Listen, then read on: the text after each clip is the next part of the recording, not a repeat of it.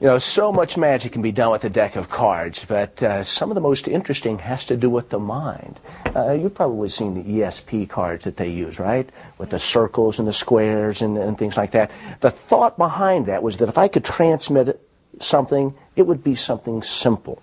But what they discovered is that it actually works better with regular playing cards because, you know, those ESP cards, you know, were so uncommon that people couldn't relate to them. Now, I want to try a little experiment with the mind here. Let me take, well, let me start with you here. Now, could you possibly guess what color that card was?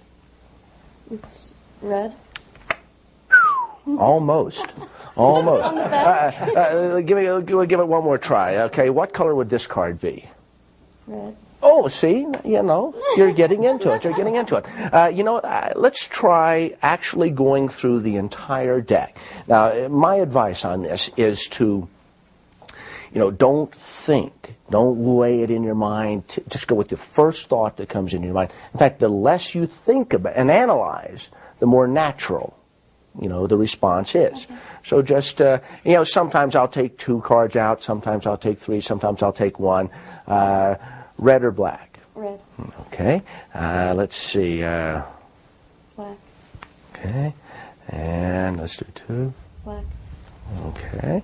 And I'm going to try as hard as I can not to give you any indication as to whether or not you're on a roll or anything like that.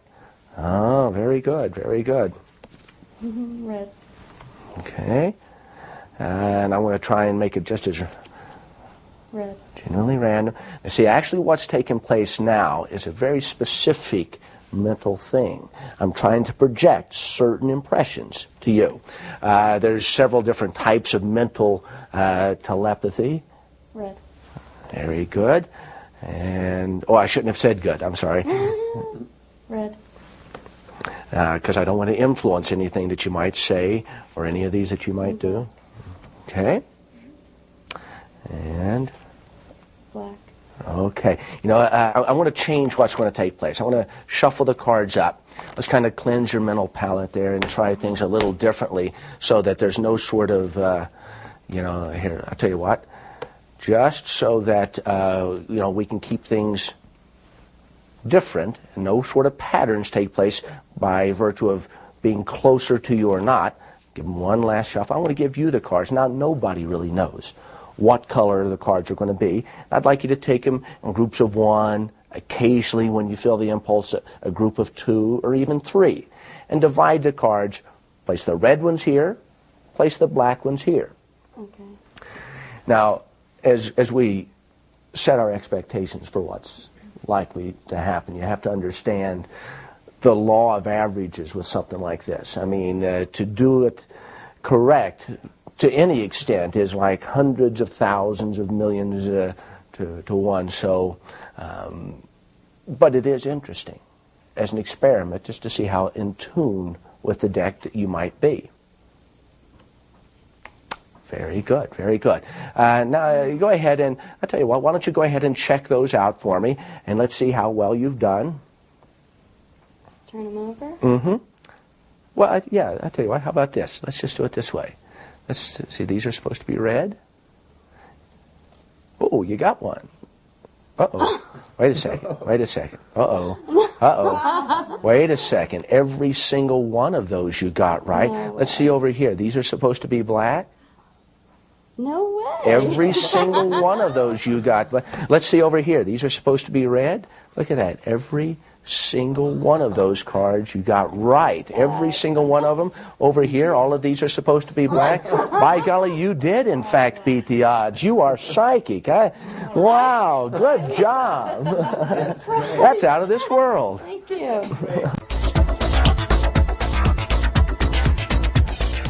Out of thousands of card inventions, this is considered one of the very best.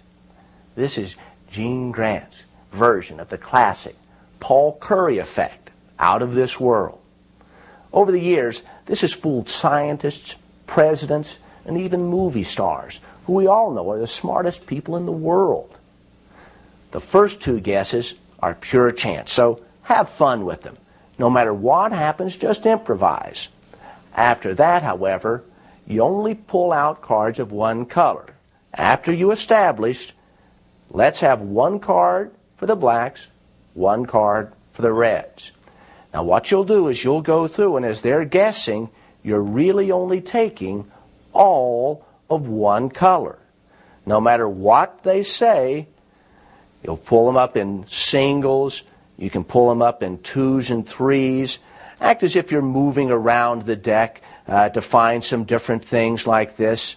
But in this case, you'll go through and take all of the black cards. Now you'll leave one black card for later on, which we'll discuss in just a moment. But as they go through, act as if, oh, very good. Very good. Let me see. Now I'm trying to predict what you're going to say, and once all of one color have been taken from the deck, except for one, you decide to change things a little bit. Here, let's try it a little differently, just so that you don't get into a mental rut. Here's what I'll do. Let's put the black ones over here and the red ones over here. Now you just go through the same as you did before, sometimes one at a time, sometimes two at a time, sometimes taking them from different parts. Or what you could do is go ahead and shuffle and have them, with the cards totally face down, do it in their own hands. Either way you want to handle it. Eventually, they get all the way through. And your situation's going to be this. One stack, the stack closest to them, is going to be exactly right. All the blacks and all the reds are going to be exactly right. The others are going to be exactly backwards. So as you ask them, let's see how you've done. Pick up this stack and just casually put the bottom marker on top as you respond to how amazing it is that, why, looky there, all of those were red. You got those right. Let's see how you did down here. Black, you got them all right. Let's check over here. And now you just set that top marker down saying these are supposed to be red, and by golly, they are. That little discrepancy of the marker appearing on the top instead of the bottom goes right by an audience, because what has taken place is so amazing that their mind's just completely full with the impossibility of what they've just done.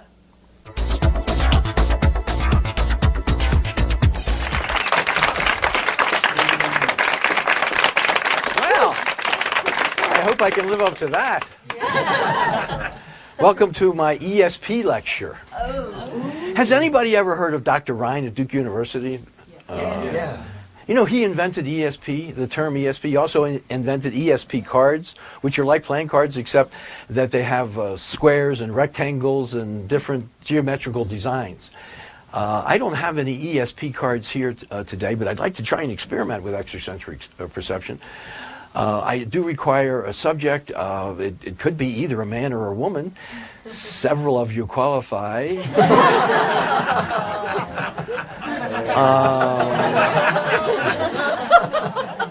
There's a subject. Tell you what's going to happen. I'm going to give you the deck, and let me shuffle them up a little bit. And then I'm going to ask you to deal them into two piles. What I'd like you to try to do is to separate the cards by dealing the red cards. See, this is a heart and a diamond. Those are red cards. And the black cards over here, the spades and the clubs. Now, so you'll be dealing the cards like this, but there's a catch. You can't look at the faces of the cards, because then you'd be cheating. We're trying to test your ESP. Take the cards and start dealing two piles of cards. Now, you want to remember to let your intuition take over. Don't think about it too hard. It might be too difficult if you did that. Well, see, I didn't explain it right. This is a black card, and this is a red card. You want to keep your red cards over here with the red cards, okay, and then the black ones go over here. Go ahead and keep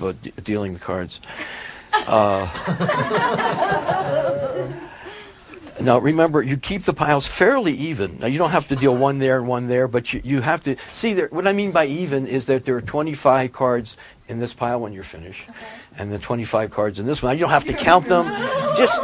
Just go ahead and do it rapidly and let your intuition take over. As a matter of fact, I think you're doing better than I thought, so why don't you stop doing it for a moment and shuffle the cards in your hand, because I think you may be doing this better than, just mix them up a little bit. It doesn't have to be anything fancy, anything like that, and then continue dealing the cards. Yeah, there you go. Okay. Wait.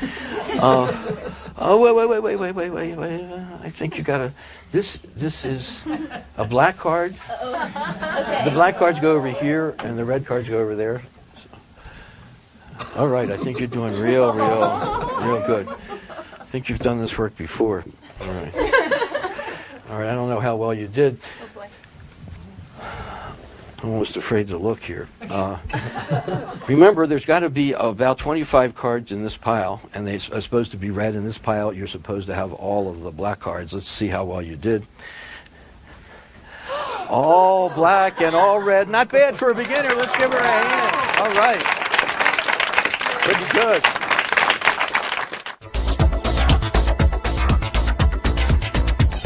Well, okay, as I guess you've already noticed, this is a very simplified, very direct method for doing Out of This World, Paul Curry's old classic trick. And to do this trick, the cards are divided in red and black, just like in the original.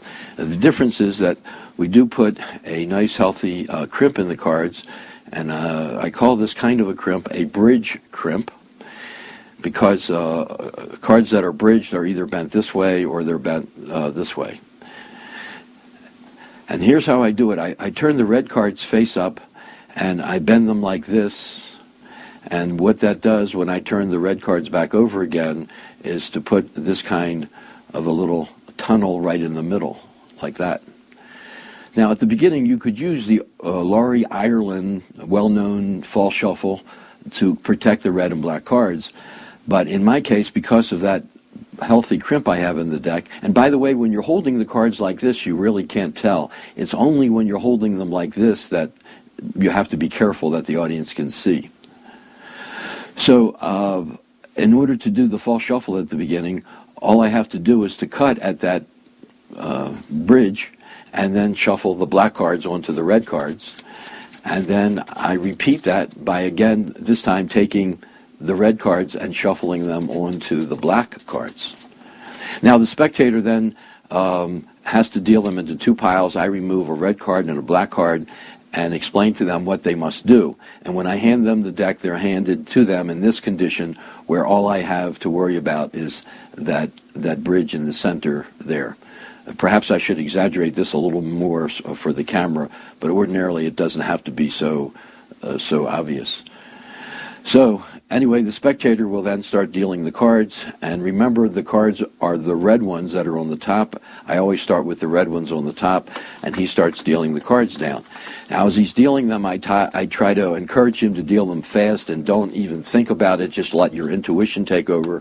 And since these are all red cards, anytime I want to, I can stop him and say, now wait a minute, this is a black pile. You want to make sure that your red cards stay on the red pile. And you should explain what red is. Red are the hearts and diamonds, and of course the black cards are the clubs and spades. So he continues to deal the cards out. You might also want to remind him that there are 26 reds and 26 blacks, and he must keep the piles pretty even. At any time he wants to, he can stop as long as he's gone past half the deck, because now these are all black cards. So obviously when he shuffles these, he isn't doing any harm. And so he continues to deal these out. And also, as he's dealing, you can remind him, since you now know that you're dealing black cards, that he has dealt the wrong card onto the wrong pile. So when he's finished, you want to put these two sets of cards in front of you like this. And now I'm going to pick up this pile here, and what I will have is this very obvious crimp in the center. And if you press down with your left thumb, you can, it's like a seesaw, it actually enlarges that break. So when I pick these up, I then can feel that break very easily. And now I'm going to palm these cards into a gambler's bottom palm. as I scoop these off. So now my hand comes to the edge of the table and ducks down, carrying these cards, ducks down, while these pick up these and scoop them off. And that's all I have to do. The trick is over. Just turn them over and make sure you spread them like this. There you go. Okay. So anyway, so these are all the black cards, and these are all the red cards. And that's all there is to it.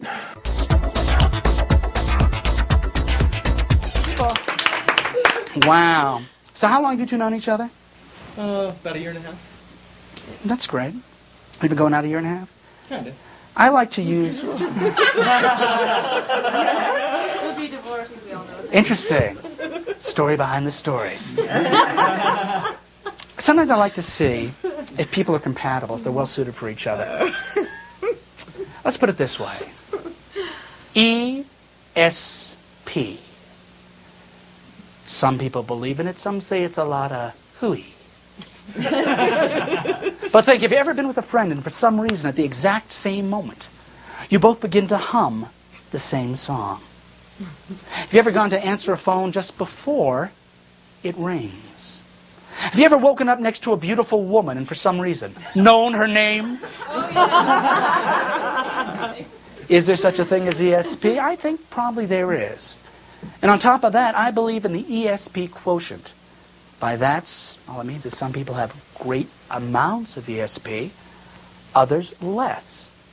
They say if your quotient is about the same, you're very, very compatible. Let's see if that's true. We're going to do the simplest possible test. Well, we'll use cards to do it. Here, this will be a black pile. This will be a red pile. I'll take out cards. You tell me if you think they're black or if you think they're red. Black. You've done this before. Red. You don't get to do it now.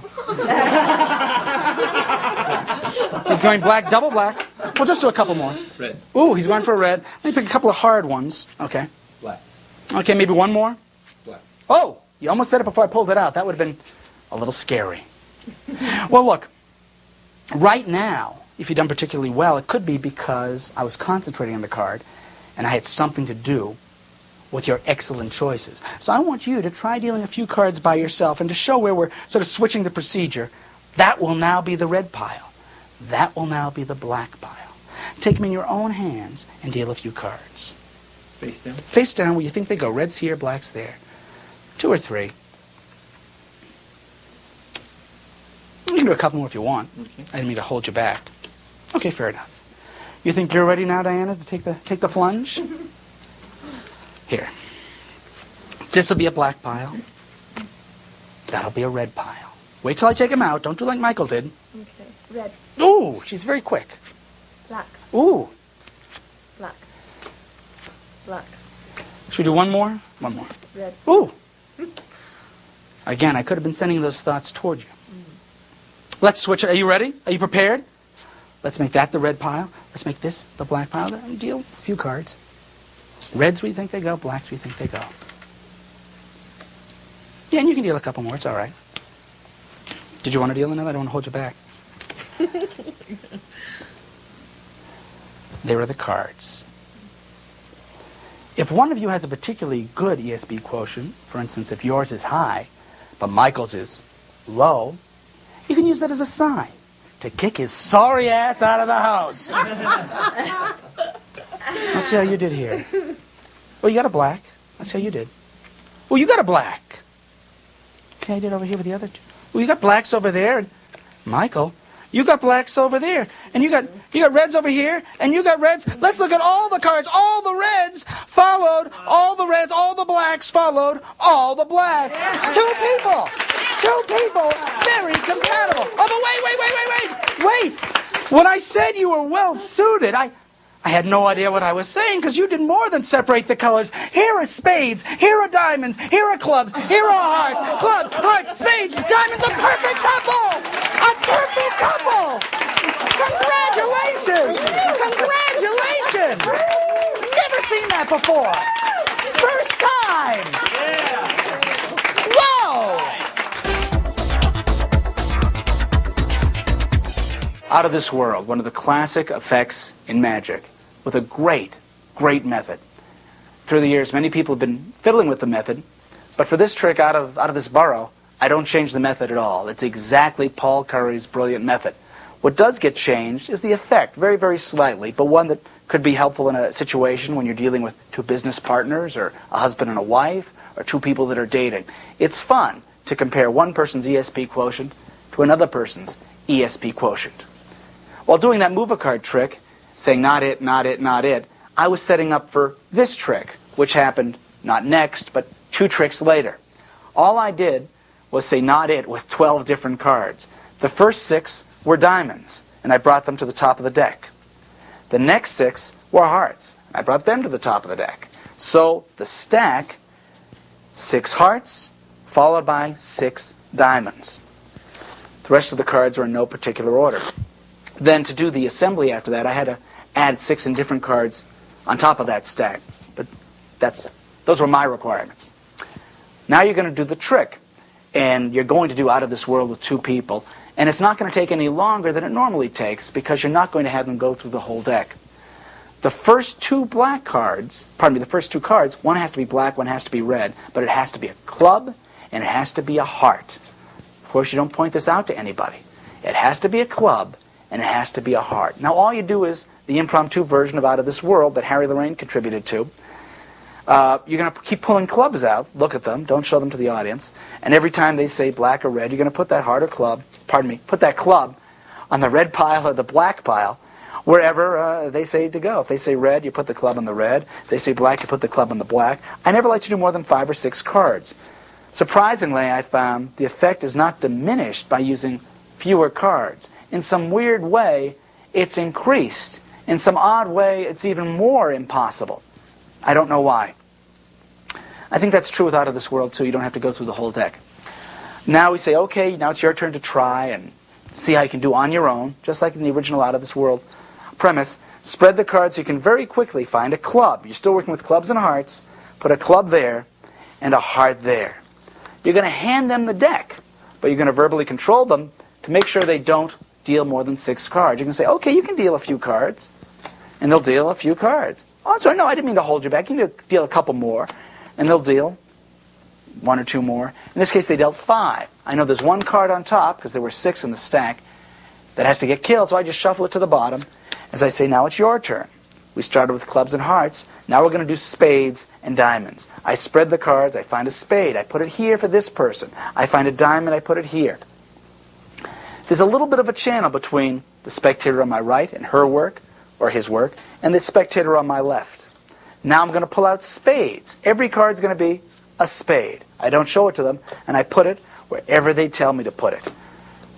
Doesn't matter where they go, as you know if you do this trick. Let's do 5 again. We can do 6. Makes no difference. Again, we're going to switch the piles. We're going to do the exact same thing. This time, this is going to be the black pile. It's a spade. And this is going to be the red pile. It's a diamond. Keeping spades and diamonds here. Keeping clubs and hearts here.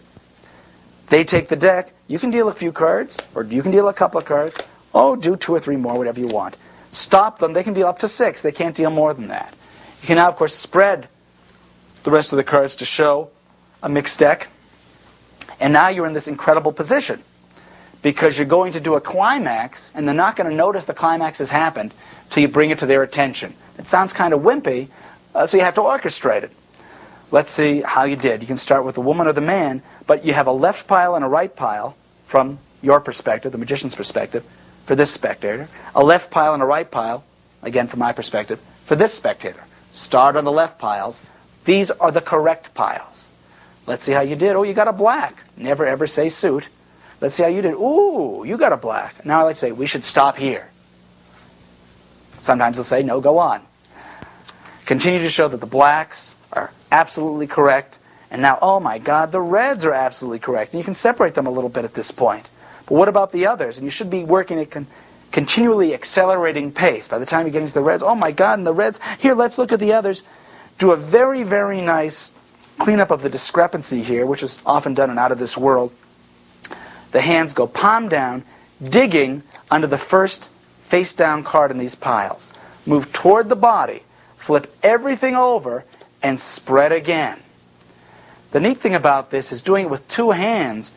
It makes it extra convincing, I think. Take out the cards that are face down and show that they really did follow the leaders. And applaud them at both being a perfect match, well suited for each other. After this dies down, say, whoa, whoa, whoa, whoa.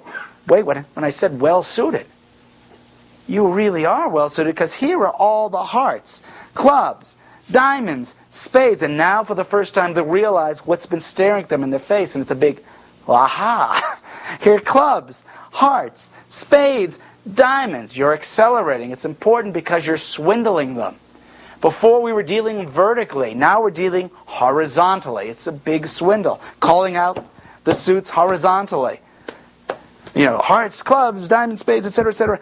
You are a perfect match. And start the applause for these two people who have together separated the suits. I've got a deck of cards. I'd like you to look through them, just to give them a cursory look. Yeah, please. It's just an ordinary deck of cards. Would you shuffle the cards for me, please? Good.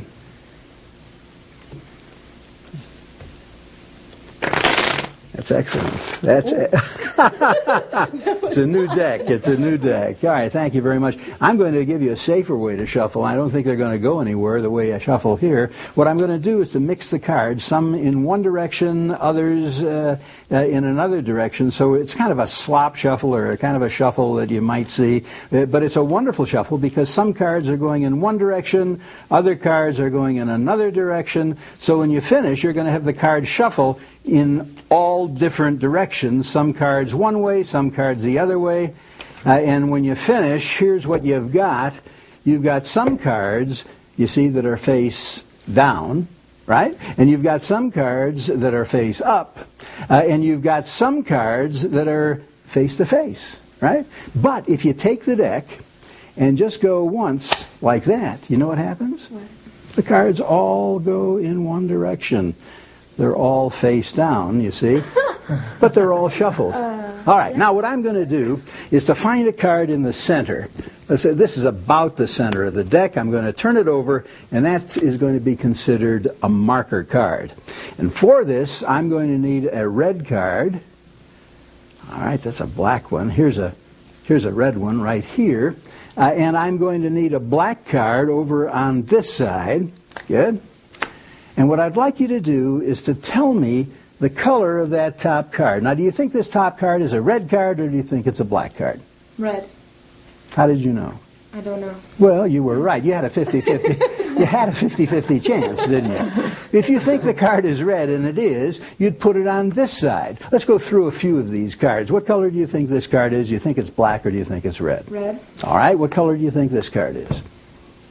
Black. All right. What color do you think this card is? You've been doing fine. Red. All right, I'd like you to take the deck in your hands. If you think the card is red, I'd like you to put it here. If you think the card is black, I want you to put it here. Yes, the whole deck, and put it all face down. Be careful, they're slippery. Just come right over and put, if you think it's red, put it there. And you can do it rather rapidly, too.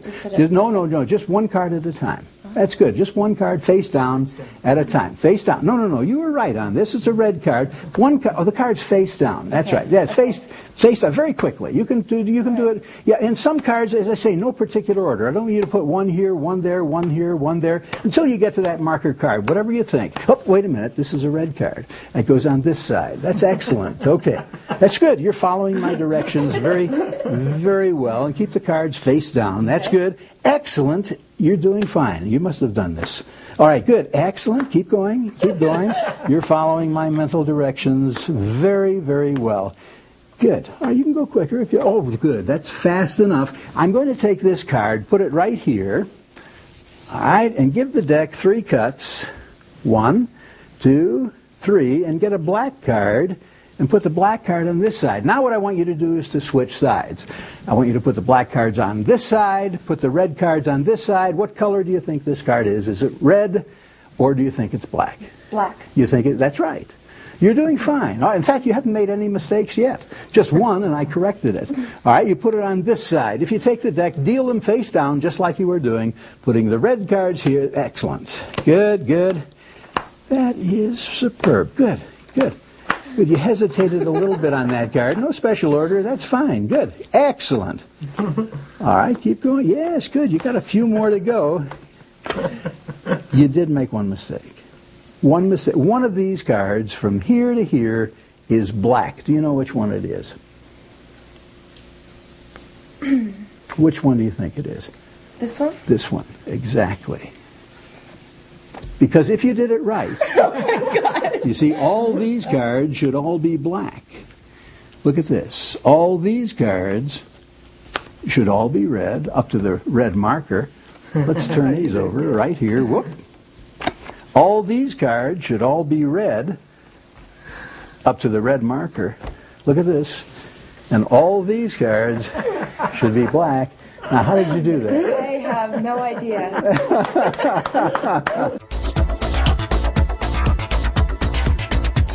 Explanation of my handling of Out of This World.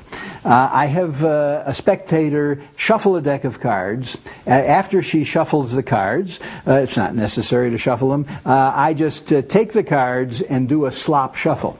Now the slop shuffle is kind of interesting because what I'm doing is putting the cards in different directions, but I'm changing the positions. I'm putting all of the black cards together and all of the red cards together. So it looks something like this.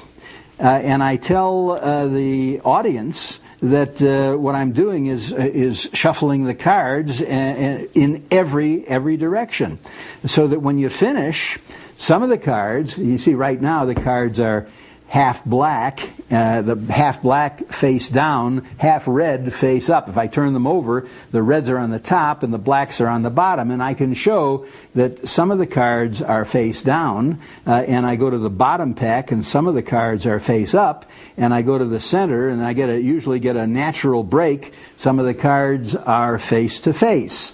Now when I want to put the cards back together, I just put the blacks down like this and the reds on top and say, but all I need do is to make a little riffle like that, and the cards are all shuffled, but all in one direction.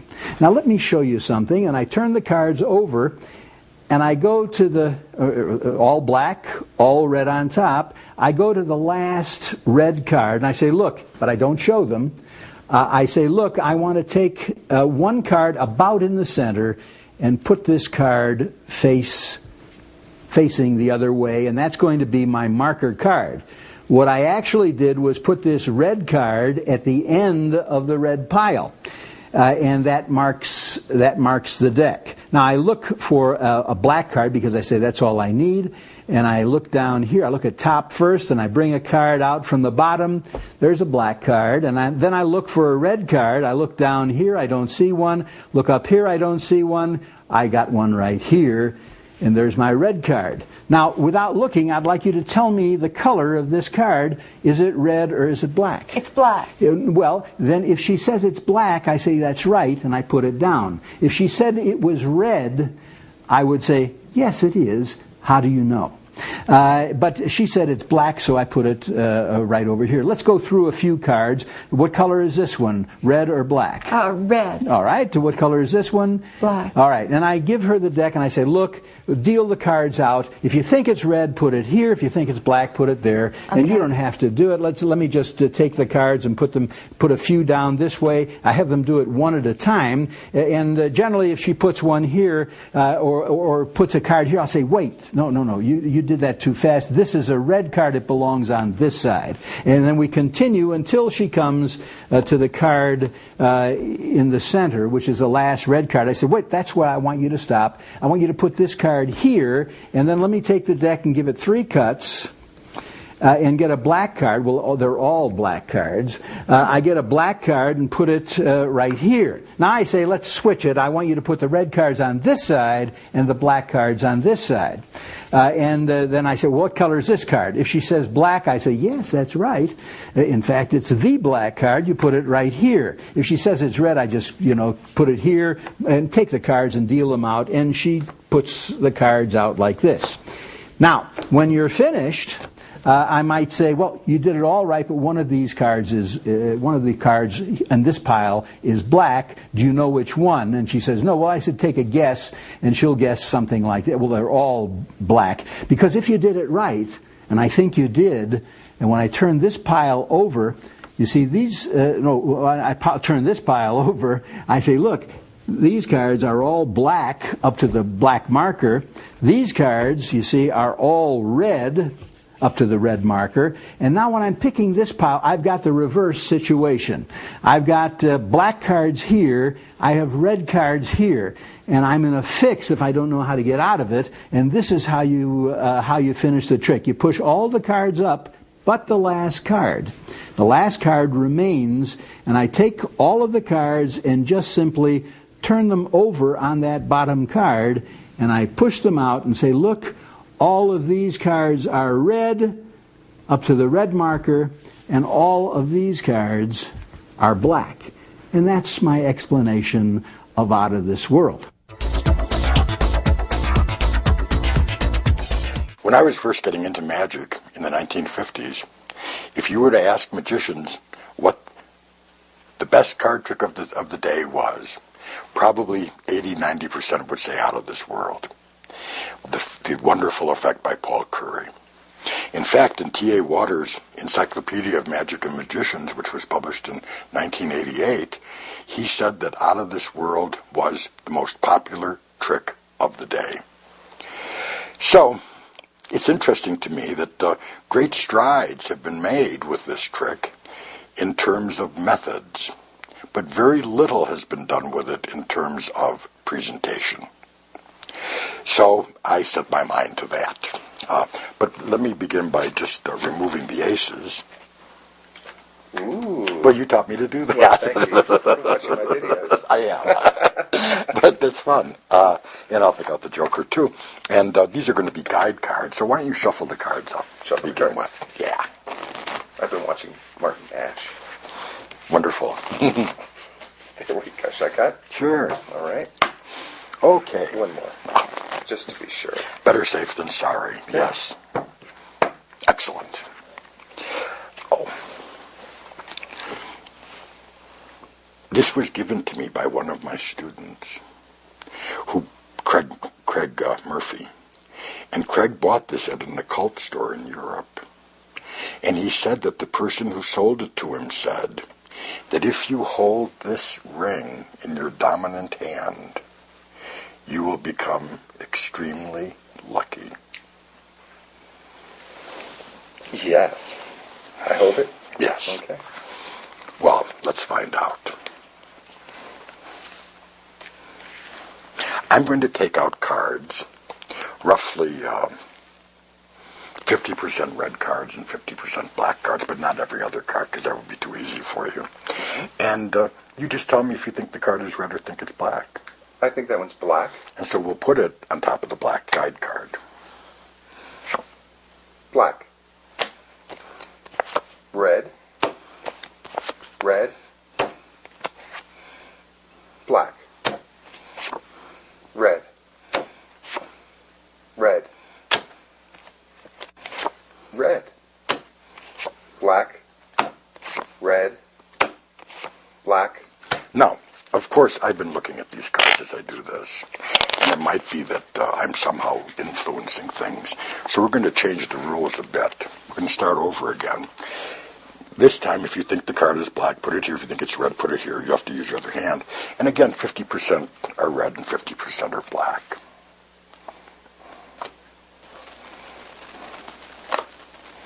I think that one's red. Red. Black. Red. Red. Black. Black. And then just square them up a bit. Square them up. And look at them. And see how we've done. Why, you've only made one mistake. That I have. I think I'll take the ring back. Wow.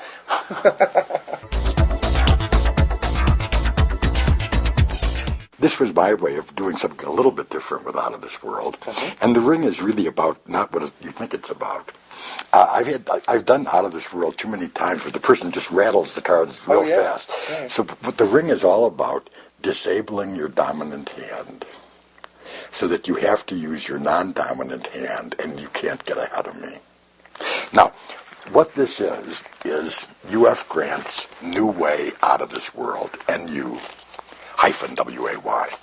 And that's the beginning part, and the second part, the turning over of the cards, was something that was taught to me when I was 16 years old by Alex Perez, who was a great bar magician in Chicago. And he was great for several reasons, one of which was he had a very small repertoire, maybe 12 items. But dear Lord, he had mastered every one of them. And you know, when people came to see him, it wasn't like he had to have new tricks. It was more like people were coming to see the classics again. You know, it's like when we've all had the experience of going to a concert, and you want the band to play all their famous songs, and all they're going to play is the songs on their new album. And you walk out feeling really disappointed. You want your faves. Right, you want your faves. And so that was the way Alex played magic. And this was a trick he did, and I'll tell you, when he did it for me, I remember even now, I was 16 years old. I thought I knew a lot. And it just fried me. Sure. Because he did a whole deck layout. I mean, he did it the way Paul Curry did, where the deck is split red and black. But he did this turnover. See, part of the problem with the Curry routine was that in terms of turning the cards over and revealing them, it was kind of a roundabout procedure. And it might have been a procedure that you wouldn't have typically done. In other words, if you had really done what you claimed, you would just turn the cards over. Right. You would gather them together and go through them and back and forth as Curry did. So the idea was to give a reason for this happening. And since I wanted to make this sort of a bizarre magic routine, the idea was to use a bizarre prop that would be the reason why you were so lucky. But also, as I said, it also kind of disables your dominant hand so that you can't get ahead of me. You can't get any speed. I take out the aces, and the ace production that you do is just so cool. You have two on the top and two on the bottom, right? And you go bing, bing, bing. So there you are. So I am paying attention. Yeah. Now, with the U.F. Grant routine, you get to shuffle the cards. Yes, and that's a strong point. And that's a strong point. And that means that there's no counting.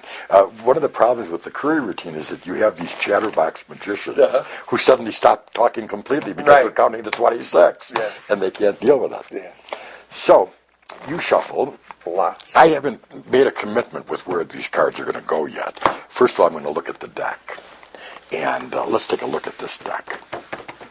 I'm going to pull black cards, I think. Because you got a lot of... Because I have a lot of red cards here. So I'm going to put the black ace on my right and the red one on my left. So this is the pile that matches the guide card.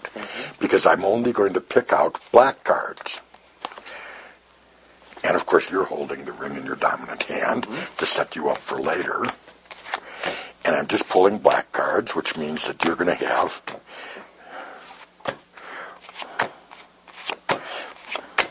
And I like sometimes having one card wrong. It gives it what we call in theater verisimilitude, a sense of reality, you know.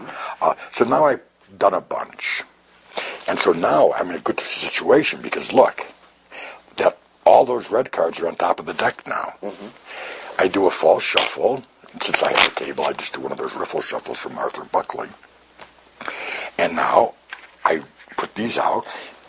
With Out of This World, you have to give a reason for starting over. One reason would be if Abby were here, then I could have her do the second part. So that makes sense. You did it, and now someone else gets a chance. But if I don't have a second person, then my reason for starting over is, well, I've been looking at these cards, and it might be that I'm somehow influencing you. So let's do it completely blind. And now, since you've got the ring in your dominant hand, you cannot get ahead of me. And so I just take my time. Right, and you know there's about 15 cards, so... Yeah. And now I make my first move, which is to tidy up the packet that matches the guide card. On the right. On the right. And now, here's what I want.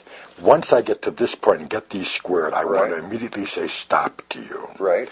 I push these cards toward you and say square them up, and pick these up and square them above the cards I'm holding. And now, just put them in the wrong place. They just kiss for a second. Just for a second. Now, why the UF Grant trick is so fabulous is, and I don't call attention to this, because this is one of those deals where if you're not bright enough to notice it, you don't deserve to see it. You know, I mean, really. So, because if you look at the undealt cards, they're mixed. And this is where the trick becomes fabulous. Because they grab for the deck? Right, because smart people grab for the deck and now they look and the cards are all mixed.